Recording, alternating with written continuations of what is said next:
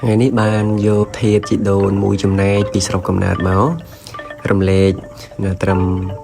ប្រហែលប៉ុណ្ណឹងដើម្បីយកមកតម្កល់នៅក្នុងកោដ្ឋថ្មីហើយដែលបែងចែកបែបនេះដោយសារតែខ្ញុំគណៈមកភាពមិនជាមានពេលវេលាត្រូវទៅស្រុកកំណើតញឹកញាប់ទេអញ្ចឹងទៅក៏បានធាតុរបស់ជីដូនហ្នឹងបានឲ្យញោមជាងនៅខាងស្រុកព្រះហ្នឹងគាត់បានឆ្លាក់ជាកោដ្ឋហើយបាន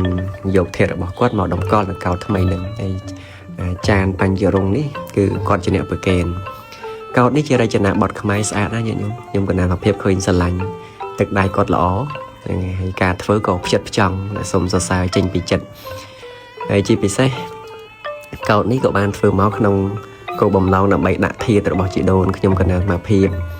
ហ្នឹងហើយគឺគ្រប់យ៉ាងសល់ត្រឹមតែការចងចាំល្អពីដោយសារការបានធ្លាប់ទំនុកបំរុងមើលថែចំពោះគាត់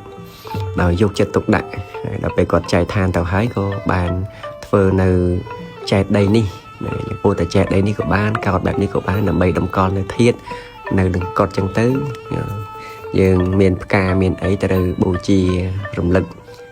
នៅអនុស្សាវរីយ៍ល្អការចងចាំល្អជាមួយនឹងគាត់ហ្នឹងហើយទទួលបាននៅភាពកក់ក្ដៅតាមផ្លូវចិត្តប៉ុន្តែមិនបានសុំឲ្យគាត់តាមថែរក្សាអីទេណាខ្ញុំណាអត់ទេគាត់សល់ត្រឹមតែធាតុតែប៉ុណ្ណោះហើយធាតុមួយចំណែកធំទៀតក៏ដាក់នៅស្រុកដើម្បីឲ្យបាន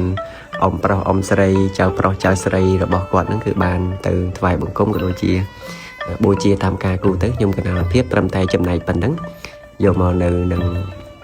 ដាក់នៅនឹងកត់ប៉ុណ្ណឹងញាតិញោមស្អាតណាស់ញាតិញោម